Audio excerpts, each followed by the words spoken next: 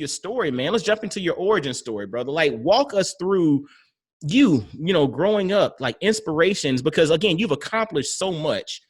What literally was the backdrop to that happening?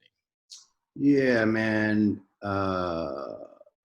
You've heard this before from others, but there's always someone in your life who is inspirational and supportive in a way that is different and special than other people. And I've had that in my life. And that person actually passed away, but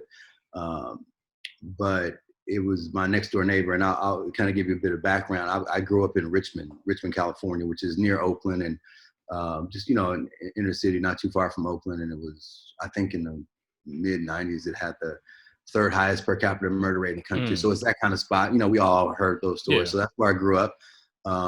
And, you know, and I can give you, you know, if I walked out of my house to the left, you know, there were two friends of mine, one of whom was one of the largest drug dealers in Berkeley back in the day. Next door to them was a friend who was just this, you know, really healthy woman, and, you know, this during the 80s, and just got caught up in the whole crack epidemic. And last time I saw her, she was just, you know, years ago, but she was emaciated.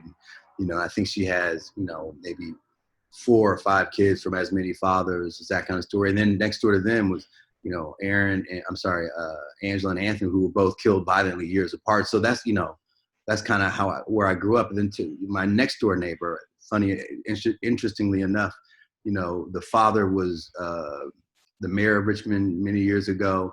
When the only time Martin Luther King came to Richmond, he marched with this guy, with my next door neighbor, who was a pastor of an important church in Richmond. Later, his wife became the mayor of Richmond after he passed. And so they had 2 sons who ended up acting like my 2 big brothers, and whatever they did, I wanted to do. So one of the guys, Wilbert and Ahmad. Wilbert, you know, ended up going to Dartmouth, man, and Ahmad, I went to the same elementary school, grammar school, high schools as them, and then one went to Dartmouth. I went to go visit, and I remember being on campus, man, in New Hampshire. I'd never been to New Hampshire. Yeah, I know, right? So I go to New Hampshire, man, and you know, he's taking me on a tour, and there's some on-campus apartments. He knocked on the door, nobody answered. He just opened the door, walked in. There was stereo equipment, TVs, there's money sitting around, and nobody was sitting there. I'm like, this ain't, something ain't right about this. Nobody's bothering it. Like, you ain't gotta lock the door.